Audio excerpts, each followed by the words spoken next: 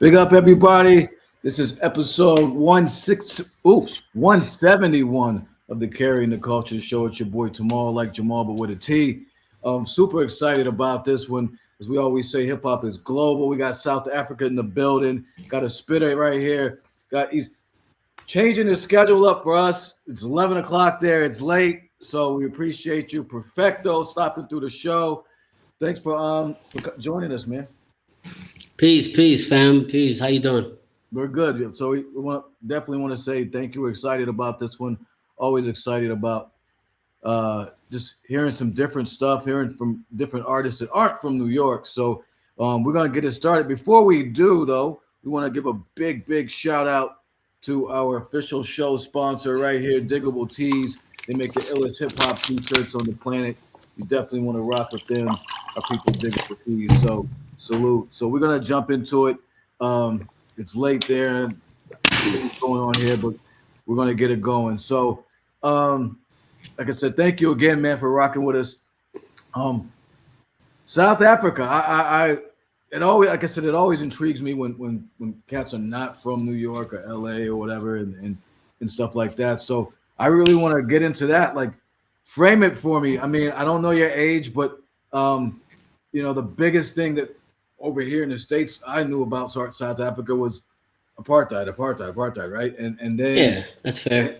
And then it ended, but like yeah. So like, what was? I mean, I'm curious about like your experience, little Perfcto, growing up. Yeah. Like, what was that like for you?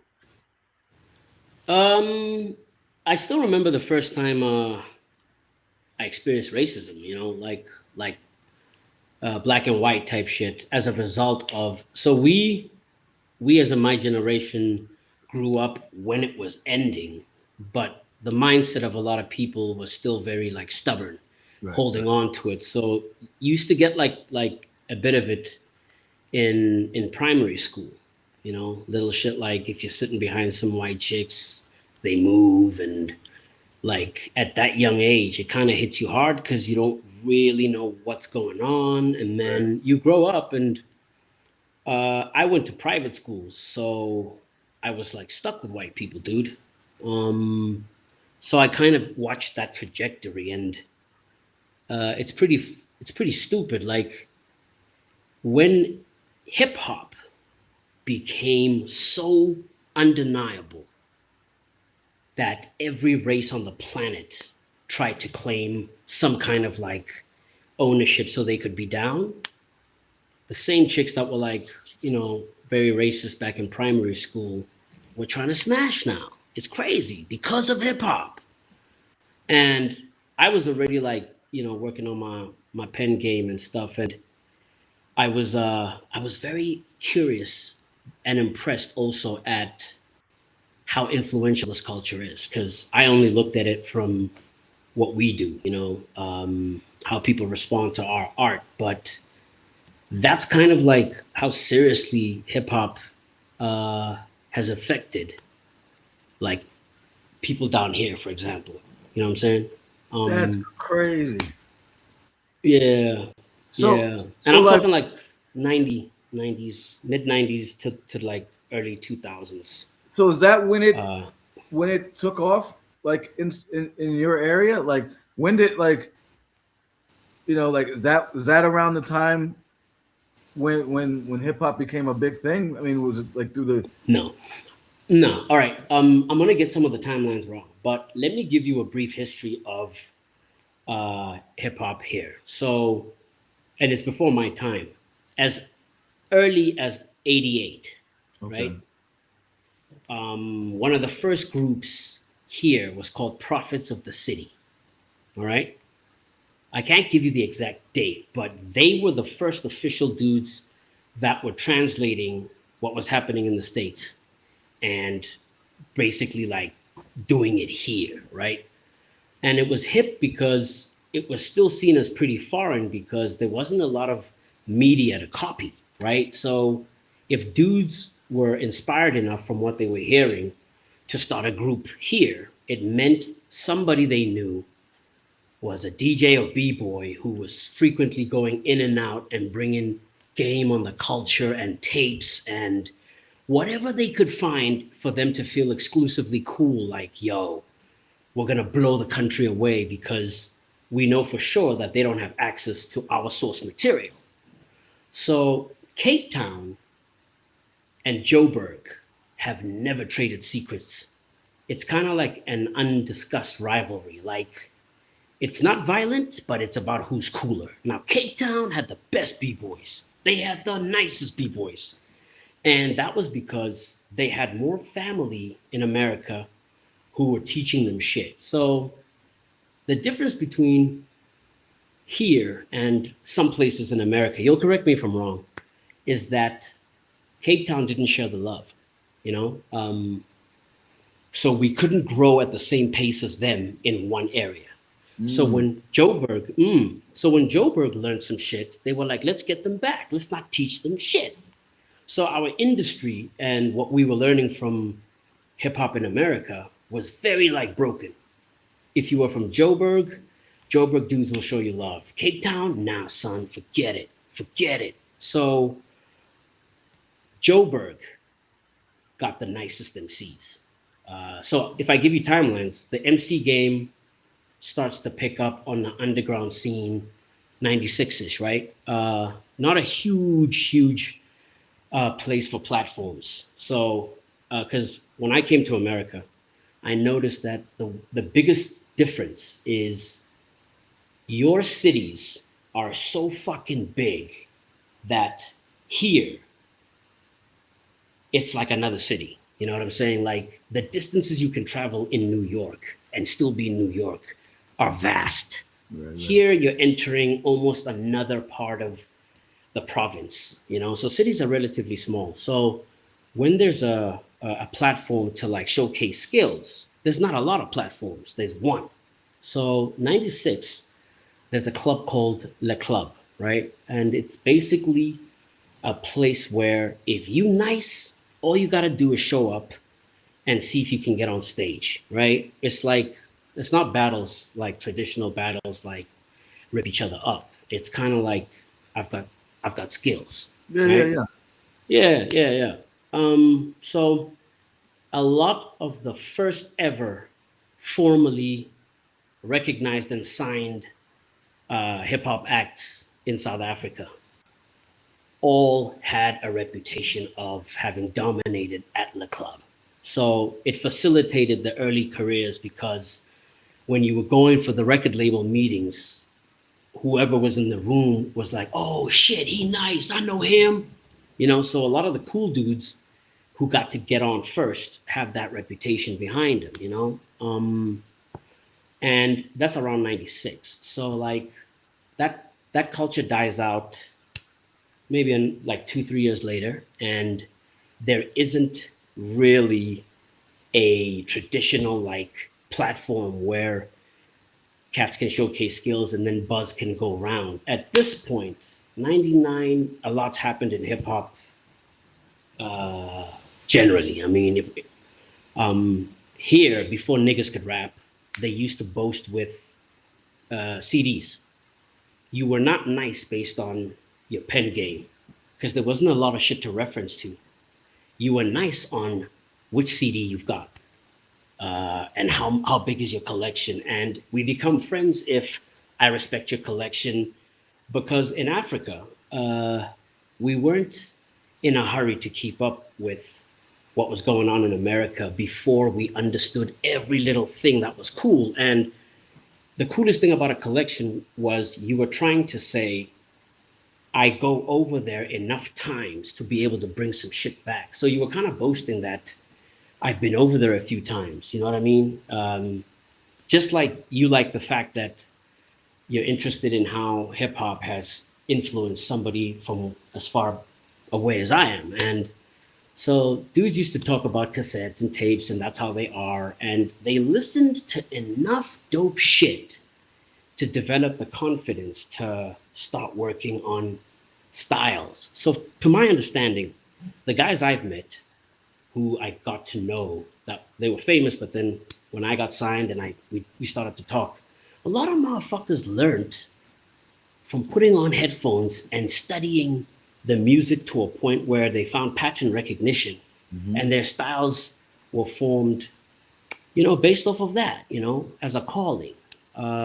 So at that point, hip hop is too huge, right? Say if it's 99, yo, man, you are like either Tribe Called Quest. No, not Tribe Called Quest. You're either Talib and Most, which was very big here. That's the weirdest thing. Like here, it was weird.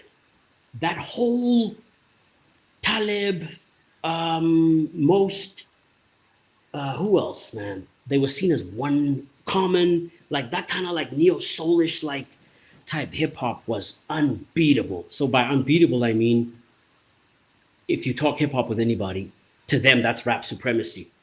And I was like studying why, and ultimately I realized the optics of that era and those artists, before you even break down the actual lyricism, they seemed very conscious black, right? Like just the outfits and what they Yeah. stood for. And I think it kind of created this relatable thing of it's so close to like Africa because of slavery, and a lot of people loved it, especially like the honeys and shit, right? So I never found anybody that liked Wu Tang. That was the weirdest thing. Like I felt like I was part of an elite group of dudes because a lot of people didn't like Wu, and not because they hated on him. I don't think they understood it, right? They were Yeah. like, when you talked about it, it seemed like they were on some basic arithmetic, and I'm talking calculus. You know what I'm saying? It wasn't a diss, but it was like, damn, that shit's like, whoa. And then only much later, when I got a deal, I found that like a lot of motherfuckers were now claiming to like Wu. And I felt a bit of a way about it because I couldn't find anybody that could openly say they fuck with Wu Tang. You know what I'm saying? Right, right, right. So I got my deal late, like 2012, right? And it kind of made me think maybe because of everything that's happened in hip hop and what they've accomplished, it's kind of okay to just, yeah, Wu Tang forever, whatever. Because in the early 2000s, when we were really working on the craft, you had to be a real nigga to really know those guys because they weren't very visible where we are from. Like, we used to watch, we had BT. That's the only thing that Oh let us wow. know. That's the only thing that let us know what's dropping, who's got an album. We saw all the latest videos based on BT. Okay. You know what I mean? Yeah. That's a big. That So was a big. I mean, even if it was later in the '90s, that's still it was still a prime outlet. I mean, it's trendy to like Wu Tang. I mean, like in terms of stuff, I mean, I think, and even over here in the states, like Wu Tang was on some totally different stuff. A lot of people didn't know yeah. what they were on. So you said you got a deal. When did you get a deal? I mean, and how'd that come about? I mean, I'm jumping Uh around. How'd that? yeah. That was let me see. That was 2011. Yeah. My then girlfriend had a this best friend who used to come over, sleep over. We play board games, and she was like super into the music industry. And every job she ever wanted to get had to do with music. So she was like the PR of a dude who was like a DJ, and he was starting a label. And whenever she come sleep over, like my shit would be playing, like you know how it is, man. You come through, shit's playing, and she's like, "Is that your shit?" I'm like, "Yeah, cool, whatever." So then she stole my fucking CD, right? And she invited me to a gig, and when I got there, the DJ owner guy, he was kind of impressed, and he was like, "I'm actually in the process of starting a record label, an indie record label Hmm. that is supposed to model like the South African version of Raucous, Okay. right? And just in terms of the roster and the music, right? Now that was kind of a big deal because nobody had the balls or the background to ever try some shit like that here. No way, because you might be copying a model or like a label from America, but you have to like relate it to the climate here to see if it'll make any money. So they were some hip dudes, real hip dudes. So I could understand why they would try something like that. And when I say they, it was him, and then it was this other guy who funny enough, I think you had a problem with him or something on Twitter or whatever, blah blah blah. Okay. He was bigging up Drake, and I think you guys got into it like that. And I remember thinking to myself, that's weird. I was on that guy's record label, and he's a fucking asshole. And he's such a clout chaser because when I was on the label, he said Drake was fucking trash. Look at this motherfucker now, bigging up Drake. And I was like, even the moves he's making now, he's the kind of guy who, if he's not relevant, he will fucking throw a gig, put a lot of marketing behind it, and then make the lineup the stars and the most relevant kids who could be like 2 generations below him, just so that he can then say, yeah, and I'm performing after them. And I'm like, I see what he's doing. He's using their relevance to get people to come so he can use their audience to promote what he's doing. Look, I get it, man. Like, whatever. It's a hustle for everybody. But, you know, it took a few years to realize that Motif Records, that's what they call themselves. They're a bunch of bandits, man. They didn't know what they was doing, but I was with them for a while. What they did know was their music. So it was my first experience in the game. And I kind of found that, like, it's crazy, dude. Like, the hardest thing was something which I wanted to see if we were going to experience. Like, I feel like we achieved the things we achieved when we worked together because of a fundamental thing called communication. Like, if I ask a question, you answer. And if I don't understand what you said, let's unpack it a bit. And this is not complicated questions, just like basic shit. So I kind of found that, I mean, I'm a relatively competent guy, smart at times. I found I couldn't get answers to questions that seemed worth like easy answered type thing. And I found myself second guessing myself a lot, like, what am I not understanding? And I realized that the questions I was asking were questions that would ultimately empower me, because my mindset wasn't just like to have a successful career without knowing shit. Right. You know what I'm saying? So I would also ask questions about, like, how is this done or whatever. Like, if they would throw a gig, they tell me that, right, come through and perform, right? And this is where it's at. Come through to the studio. Let's work on the set and then come through. My thing was that, like, I'd get to the show and I'd see all this branding and sponsorship shit, right? From like Play Energy Drink. And I remember thinking, I'm going to have to ask a question of what our relationship is with this branding, monetary wise, because that's going to influence how I figure out how much they're going to fucking pay me. And I never got any answers, you know? And I got the sense it was like, we don't want you to know the nature of that relationship because you might figure out how to end up doing this shit without us. And we don't want that because very exploitative shit, right? And that was my experience with that whole thing. And I learned a lot about, like,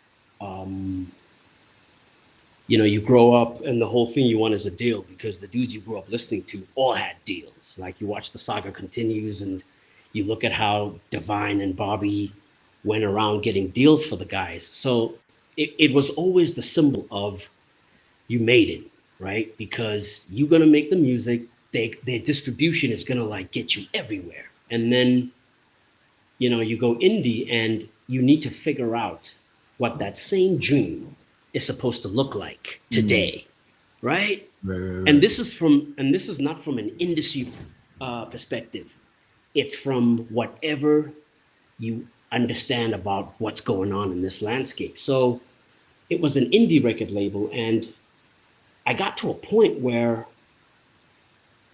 yo, man, I dropped a mixtape with those dudes. It was huge, right? And it's like, let's work on the album.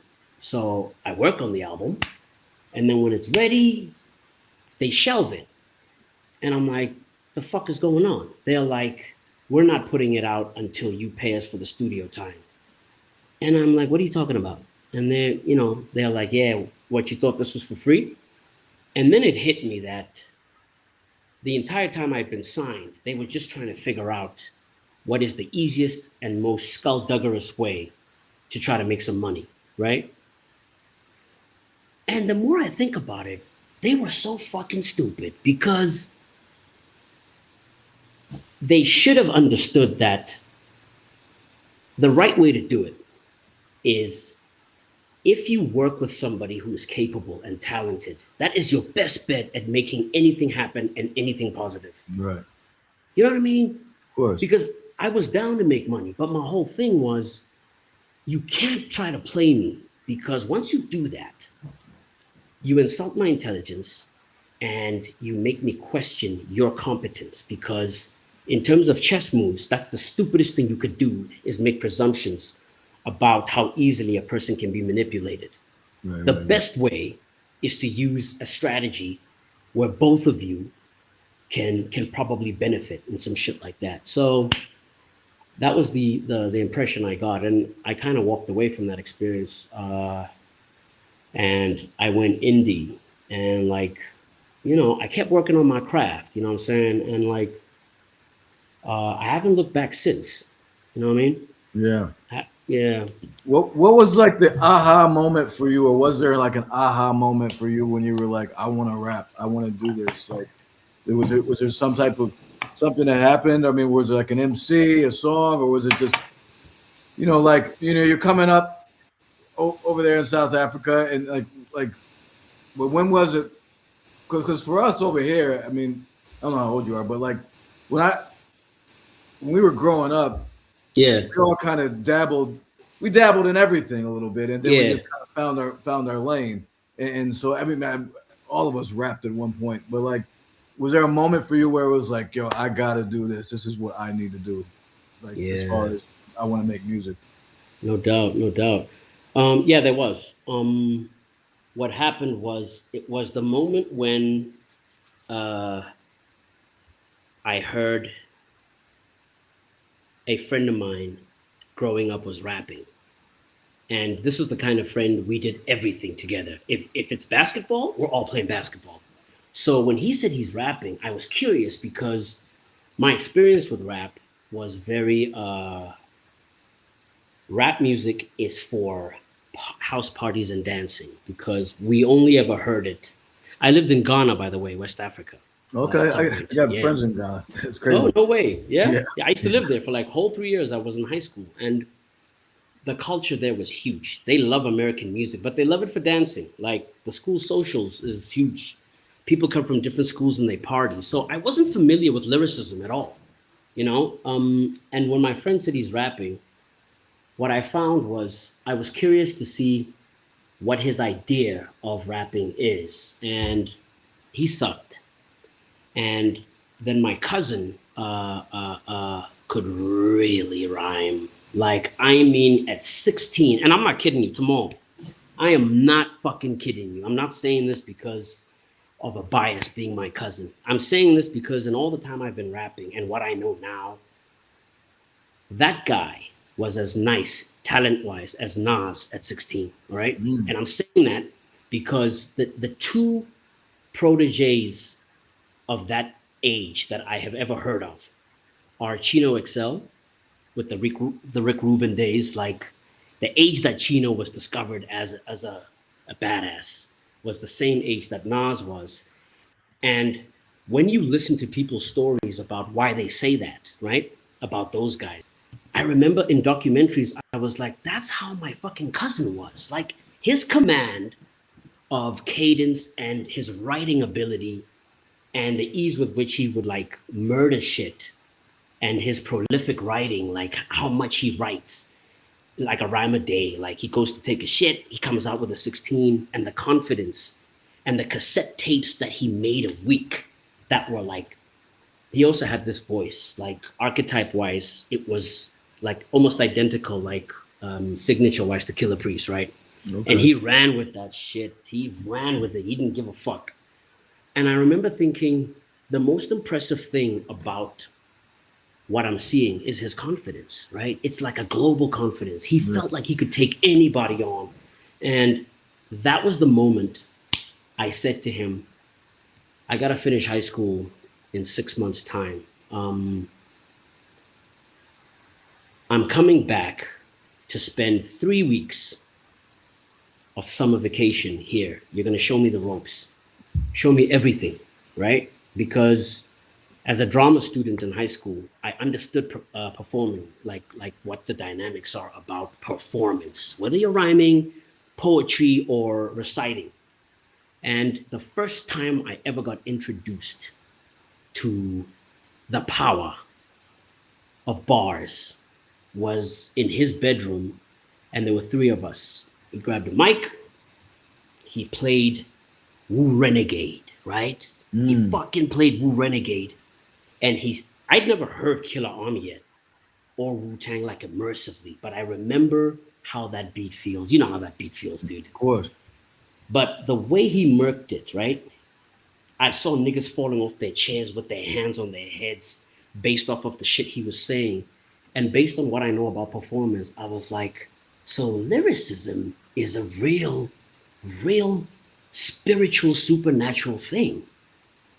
Because these niggas aren't pretending. And he set the bar for what performance should consist of, you know? And Mm. I was trying to study the elements of what I'm seeing and why it's working. And I'm listening to his lyrics and I'm like, okay, cool. You're going to show me how you do this. So 6 months later, I came back and it was real. Like the way he taught me was hard because he taught me to keep up with his genius. Like he played a beat and be like, spit. And I'm like, what are you talking about? Like, don't we have to write this shit down first or whatever?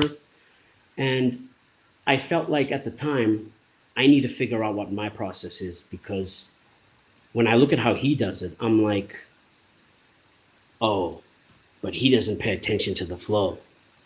Because when my brother and I used to learn Cypress Hill or whatever was on cassette tapes, we used to actually like notice the flow patterns and how like you actually have to learn to work with that shit when you're writing. And I found this dude doesn't do that. Some of the rhymes he writes don't have beats, but he's confident enough to just grab a beat tape and spit.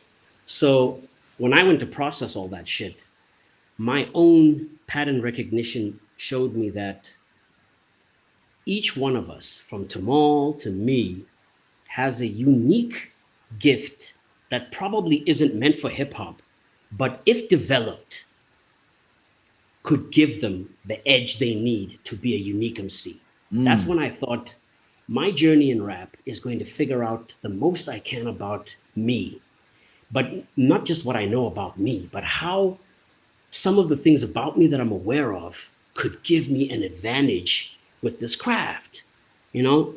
And I say that because the way most people learn anything is by copying. And once you've copied enough times, you use what you think you're gathering from different people to inform who you are. It takes you a while to stop copying and integrate what you know about the culture with something about yourself. And I found it pretty early, and I've been developing it ever since, you know. And I fell out with that nigga, man. It broke my heart, man. It broke my heart. Like I always used to go to him to like show him progress, and he was always there, and like he was always the better artist. And then we did a mixtape where somebody from South Africa was basically doing a mixtape of everybody that he knows from the old neighborhood who's nice. So he put me and this mentor of mine, who was my cousin, on the same fucking song. Now, I'd been developing my shit, right? And yeah, I killed that shit, right? And like, he stopped talking to me. He wouldn't come over to freestyle. I don't know, man. I just got a vibe, and he was ghosting me, and then he wouldn't take my calls. And his little brother was at a party, and I'm like, "Yo, man, what's going on with your brother? Like, what's going on?" he's like, niggas in the hood heard the tape and they were giving him shit because the student outdoes the master, and they fucking really labored the point, and he just didn't like that shit. So I'm like, yeah, but why is that my problem? Like, why is he mad at me? You know? Right. And he's like, you know how that story goes. Yeah, And yeah, yeah. I just didn't understand. I was like, okay. How old were you when this was going on? So this would have been 2009 would have Okay. made me, what would that have made me? Maybe 22. Yeah, Okay. somewhere around there. Yeah. Okay, gotcha. Ooh. So, as far as South Africa goes, like in the scene there, like are there? You said Cape Town had some dope b-boys. So are the other elements really present in South African hip hop, or is the focal point more on the rhyming? Like is there graffiti going on, DJ culture and stuff, turntablist stuff, or is it mainly the focus more around the music? Every single element of hip hop is embraced and explored to the fullest. To the fullest. The only thing is, there's probably not enough networks or events that bring those elements together all at the same time. You'd be lucky if you attend something that firstly brings shit together, and brings it together where if you're a connoisseur of that stuff like yourself, you can actually say, shit, every element is represented in a really dope way. You know what I mean? And so as a result, I find everybody who is into their own shit knows a lot about their own shit. But you can't ask me, like, if you come hang out, you can't ask me, like, where would you go to find the illest b-boys or the illest, graffiti artists. I could get it done because I know who I would need to speak to, but it's not just like It's not common knowledge. No, Okay. it's not. But motherfuckers is nice, dude. Motherfuckers is seriously nice. Like, it's there. It's just not. It's not like you said, because there's not events or things going on. It's kind of operating kind of individually, sort of. yeah. And it's not just based in one province. So the main provinces here are cities. So South Africa, the main cities would be Johannesburg, Yeah. and then there's Cape Town, and then there's Durban. So most people are either from one of the three. There's other ones, but those are the major ones, with big airports. And as far as hip hop culture goes, Cape Town is pretty much known for b-boys and a bit of like graffiti, Hip hop is where the rappers are at. DJing has become such a huge thing, but I think it's mainly because it's the easiest way to make steady income. Yeah, like a lot of DJs I know thrive off of like gigs, and they play different shit. Like initially they get into it with a signature, like let me just name some of the sickest DJs I've ever come across, and I name them based off of, I don't know, maybe you could tell me, man, like how do you judge DJs, right? Like for you, like what makes a dope DJ? The number one thing is they got to be able to rock a party. Okay. Number one, and that was told to me. That's my opinion, and that was also told to me by Mr. Sinister from the X-Men. Told to me by numerous DJs. Rock a party. If you can scratch all day long, but if you can't rock a party, then whatever. So got to be able to know what to play and when to play. And and then everything else falls into place after that. Like, so if you can add a scratch or something, and you gotta be nice with the blending. Like you're like, I've heard DJs that are so dope. Yeah. You don't know when the song ended and when the next one began, and you're just that is nice. Yeah. That's nice, and that, you don't even know. You don't even hear it coming in, bro. All of a sudden you're in a different joint, and you're like, whoa. How did you do that? Yeah, that's an experience. So, but that's the number one thing. And I've talked to numerous any DJ I've had on my show. Yeah, I've asked them that question because I've seen DJs scratch their brains out Yeah. At a party when Yeah. they're supposed to be getting people on the dance floor, On the dance scratching floor. their brains out, and No everybody's doubt. sitting down and they're just going away, not even looking up. So so yeah, It's funny because I asked you because I just wanted to know if we're aligned, and that's exactly the thing that I have always looked at. But my reason for why I respect it is because how the fuck do they know what to play? Because when I go to that show or that gig, I've seen the flyer, I know where it's at, I get my boys and we go. But you're always surprised at the vibe of a place you've never been to from like, right. okay, it's empty, or I thought they said this was going to be happening. And I'm trying to say that even when I know where I'm going, I can't tell you for sure that I know what kind of people are going to be there just because Right. I'm going, right? Right. So when DJs kill that shit, I'm like, they got to have the same problem I do. Like, how Right. would they know what the fuck's going to go on? So it's like, for me, their intelligence in figuring out what to do wherever they go. Like Yeah. I was on this mixtape show, DJ King Flow. Shout out to DJ King Flow, man. That's some real shit. Like, and some of the people he's had on there, he always asks people who their favorite DJs are on the shit. And one guy said Kid Capri, right? Yes. And he said Kid Capri. Well, it was Razzcast. Razzcast was saying Kid Capri Kid was his Capri. favorite, and he said Kid Capri kills a crowd no matter where he is. Kid And Capri, I'm bro. like, damn, wow, So Kid that's how Capri. I judge DJs. But I was about to Yeah. say, the DJs I've seen here that do that would be, there was a dude, I don't know if he still does it, but there was DJ Rayco, right? There's Rayco. There's fucking P Cutter, and then there's DJ Sush. Yeah. But the most famous DJ, like if you were coming down and you were asking historically, the first dude to claim the spot of King DJ in South Africa was a guy from Cape Town by the name of Reddy D. Reddy D. DJ Reddy D.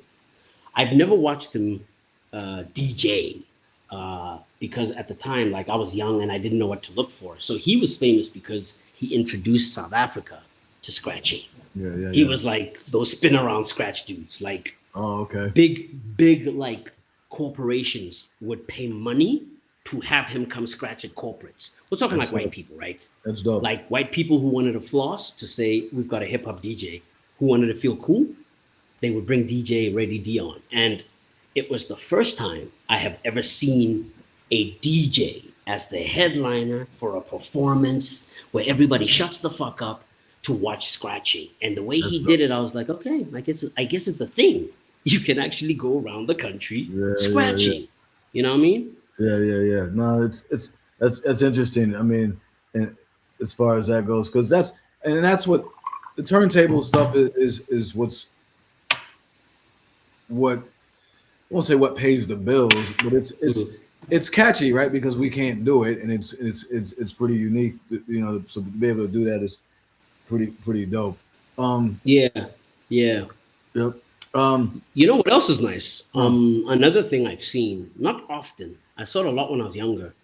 Beatboxes we've had are ridiculous Oh wow. on a global level, right? Where when you go to these shows, again, my introduction to all the elements in hip hop were very like blessed because the first time I ever saw b-boying in the flesh, it was the most impressive thing I had ever seen with my own two eyes. It was at a nightclub. It was a bunch of dudes from the States. It was these dark, dingy nightclubs.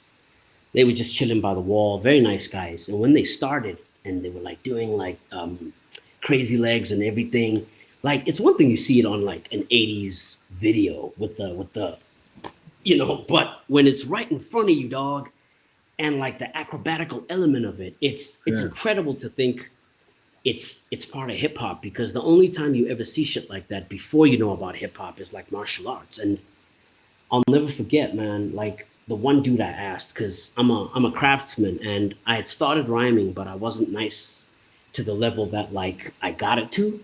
And I love hip hop. And I asked him, I'm like, yo, this is the closest I'm gonna get to the craft. I'm like, yo, because I took an interest in martial arts growing up for obvious reasons. That's why I like Wu-Tang and I love the discipline. And the first thing you got to understand is typically martial arts mastery commercially should take you 7 years. Okay, that's how long it takes to get a black belt. And there's like a system. So when I looked at what these dudes were doing, I was like, how long did it take you, or does it take you, to learn how to do that? And I'll never forget, the dude said it could take you a few years, but if it's in your heart, you could learn it in a few months. And that stuck with me for the rest of my life because it changed my view of how high I need to set the bar for myself and how hard I need to work to get better. Because what I took from what he said was that how good you are is really about the way you perceive yourself and the idea of excellence. You know what I mean? That makes Because how perfect would you sense. know if it's in your heart, right? How would you know? Right. And how would you practice to discover if it's in your heart? You know, it started to fuck with me. I was like, I am got doing better my shit did. right?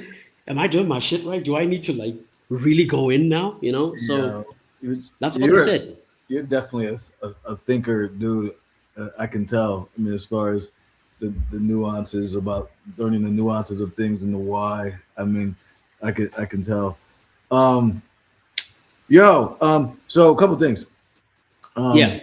um, we do have to wrap up soon. I got a starving daughter in the bedroom that I got to make dinner for. But this is very Yeah. important. Yo. I want to before we get out of here, I want to talk about so you had the album before and it was shelved. So this is the album you just dropped an album recently, Mythic Theater. Mr. Theater. Mythic Yeah, Theater. and that's talk a little about what went into that, just kind of the thought process behind that. I mean, it's Yeah, um, man. yeah, like, got a couple Yeah. high high level features on there, and Yeah. who in my opinion, so I will say this. So Yeah. I shared just to give you your, credit where it's due. So you got a couple features, um, Blam. So you got a track called Blam with Ghostface Yeah. feature, and you got Men with Guns with a Conway feature. And so, in my Yeah. opinion, um, on Blam, you and Ghost are like right there, you're doing your thing. Like it's Yeah. there's a lot of Yeah. a lot of joints, bro. I'm gonna tell you this. My wife and I we listen to music submissions all the time, and we get a lot of music where people get features from high level artists, Yeah. Yeah. and they don't hold their own with that high level artist. So it's Yeah. like feature comes in, rips it. No Artist doubt. comes in, and you're like, and sometimes we don't post a track because it's that artist track. It's not, and I I don't want get to you. like Yeah. Yeah. Yeah. so. Yeah. So held your own, more than held your own on Blam, and then everybody that I sent that I was talking to, like in my circles about Men with Guns, they said you bodied Conway. So they, Yeah. they said yo, he killed Conway on that shit. So I Yeah. just wanted to share that. So but yeah, It's so just what was the inspiration behind that project? honestly, like it was simple. I'm gonna share something very personal, which just won't hit home unless you were there, because we're talking about the b-boys and the excellence and all that shit and setting the bar high. I thought that when you're nice, you have a lot of confidence, and the mark of and the mark of like being good is confidence. I was like that most of my life, but the album before this one, I kicked a freestyle off the top. I kid you not, for about 8 minutes, but the first 4 minutes, my nigga, were so on point that I managed to circulate that shit, and every DJ all over the world that I know played it. And I was doing a test. I was trying to prove that the reason they're going to play it is because they think I wrote it. They're not going to be able to tell that that's off the top, right? Now, that's not really something that I do as much anymore. And when I did it, it frightened me, because if you had asked me decades ago if that was ever possible by me, I would have said no. So I figured out something called I read about it somewhere. It's called channeling. Um, Good. and it's very linked to stuff like old shaman and shit like that. And it's Yeah. supposed to be an archetype. So I realized that what I'd done was channeling, and I thought I want to do an album where it's kind of like a blend of channeling and scripted shit. But I just wanted to get back to rhyming like when I first started, and I didn't really care about technique because you're just expressing how much you love the craft. I just wanted to see if I could tap into that feeling with Mm. how many years I've had, rhyming now. And I did that whole fucking album in 4 years, man. My wife wanted to like kill me because I wasn't sleeping. I would wake up, rhyme off top, mix it, nah, scrap that. And like I was possessed. And um, when I wanted to do these features, it's a concept album, when I wanted to do these features, like other than loving ghost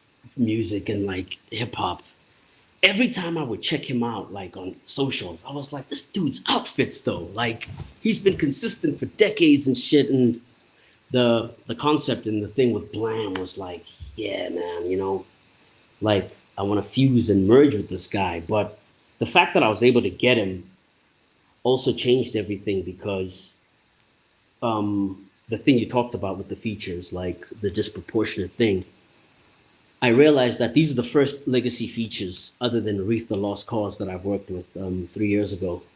But this was the first time I'd worked with guys of that caliber. And I remember my thought process was exactly what you just talked about, was everybody I've ever known here in South Africa only work with legacy features for clout. They don't intend to make history with the way most greats work. Like for the culture, like, for us, we don't give a fuck about what it does for their careers. But when we talk, like when I knew you were my nigga, when I knew that we were aligned, was when you posted that whole shit about Duik. You know what I'm saying? And like you were trying to figure out whose verse was the nicest. You know what I'm Mm. saying? And I remember feeling like this guy gets the fact that to us, we remember how dope this record is for decades to come. Right, right, right, right. Dudes that I know are like, if I get Ghostface or if I get that guy, my clout or my visibility is gonna boost in this way. And they don't give a shit if they get murked. They don't give a goddamn, right? Uh, And I thought to myself, you see, I don't ever want to be so focused on success that the one time I'll ever get to rhyme with guys I grew up listening to, I'm the laughing stock. You know what I mean? yeah, yeah, yeah. So for me, it was really all about proving that I'm not full of shit to myself. Because, like when you think about the idea of ever working with those guys, it all has to do with where you are with your pen. And I was like, well, we're about to find out if I'm full of shit or if maybe there is something to what I've been working on. Yeah, So that's why those records sound like that. yeah, It was really serious for me. Like I might not get that chance again because yeah, yeah, if those songs for me didn't do well, I got no business reaching out to you again with a similar setup because that promo is gonna be like, oh man, him again? yeah. Like, so I was really happy, but I'll tell you, like, the hardest thing for me was R.I.P. to Chino XL, man. Like, that's probably like one of my favorite. I think Chino for me, dog, is probably now my favorite rapper of all time. You know how this shit changes, right? Yeah, yeah, yeah. Of Like course. next year, your top five is different. And I just want to say a little bit about it because when he came back with God's Carpenter, when I heard it, I felt mad that I hadn't checked him out in a while because he went quiet, right? Right, And right. when he said something in Reconstruction about how Shakespeare would disappear for 7 years and come back with a masterpiece, I felt like, okay, Chino is saying that he's the same archetype as like Shakespeare. That's why he's come back with a whole other style. But in terms of his levels of ability, dude, I was like, I don't know if Eminem can go on calling himself a rap god because I had no idea, other than him and Royce, that anybody else was this fire, right? And Mhm. it was so powerful for me because it made me think of like Jedi shit. Like in the Empire Strikes Back, Luke disappears and he's not a Jedi. In the third one, they don't show us him completing his training. He's just back with a different posture and he's wearing black and he's a badass.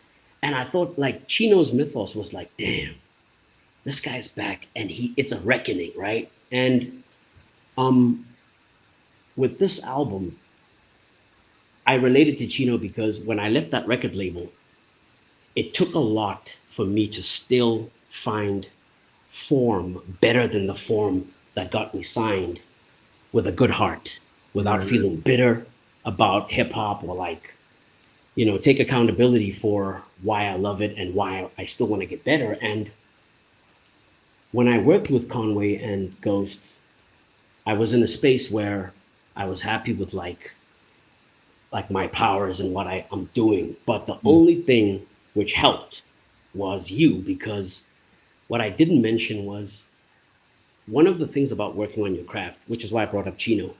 You deliberately cut yourself off from what's going on so that the level of depth that you want to go into to find out what you're made of cannot have external interference.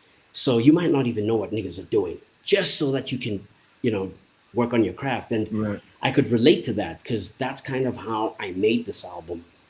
But the one thing I noticed that never disappears is what you think of it is really what you think of it. And you don't really know what dudes like Tamal might think. Because with your platform, when I reached out, when you said, like, if we don't like your shit, we're not going to promote it. Truth is, like, you can't be arrogant enough to think, nah, he's going to like my shit. The first thing you think is, I'm going to give him this music. And if he says it's shit, I'm going to have to deal with that. I'm going to have to figure out how I feel about that because he's the first person I'm going to test it on coming out the dojo.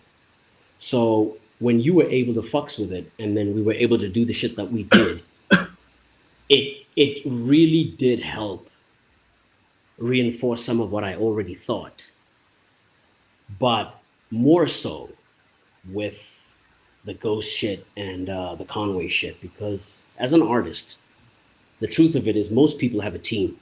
They have a circle and they have a way of Right. validating what they've been doing without, they know what's hot and what isn't. But sometimes us lone rangers who just like practice, you don't really know until like you see how it starts to perform. Yeah. You know what I Yeah. Of mean? course. Yeah, Of course. yeah.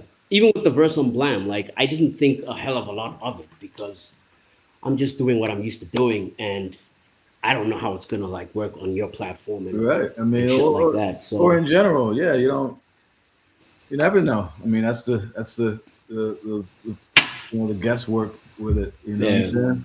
So this So going project's forward, out now. I might just holler at you and be like, man, I've been working on some shit. Just let me know what you Yeah. think. Yeah. So What was that? no, I was gonna say Mr. Dinner's out now. It's on DSPs, right? Everybody can Yep. cop it there. It's everywhere. Got some joints there, and Word. they can hit you. I'm gonna type your joint in. They can. Where is it? It's Perfecto official, right? Yeah. That's correct. Yeah. Yeah. Um, yeah, we got to get ready to bounce, unfortunately, but I really appreciated getting a chance to know you a little bit better, man, and knowing some of your history and stuff like that. It's intriguing. We'll Yeah. have to chop it up again. But Word. Word. and what's anything next, real quick? Anything next on the horizon, project wise or whatever? I know you got the family and stuff going on, so I mean, you know what I Yeah. mean?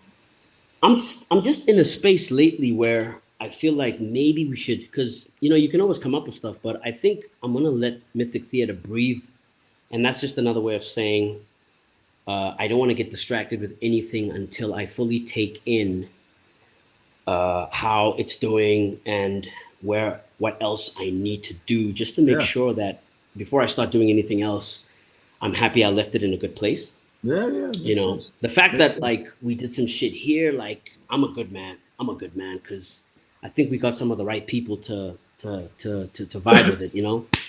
So yeah, I'm really Yeah. happy. I'm No, really it's happy, dope, man. man. Been Yeah. yeah, glad we got to build and stuff like this. Glad we got to chop it up. Word. And Yeah. I mean, thanks for adjusting your schedule. Appreciate you being up. It's late there, so I know you're running around and everything. So we will definitely speak soon. So we're gonna get this up, everybody. We're gonna get this up on the YouTube channel.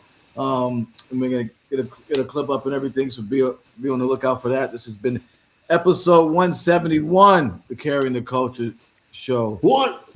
And this is our man Perfcto. Thank you for sliding through. It's been a pleasure, bro. So yeah, man. Anytime, fam. Yeah. Anytime. Yes, sir. Yo, man, stay cool, dog. You too. We'll talk man. soon, Stay family. Cool, fam. We will talk soon. Peace, brother. All right, peace, bro.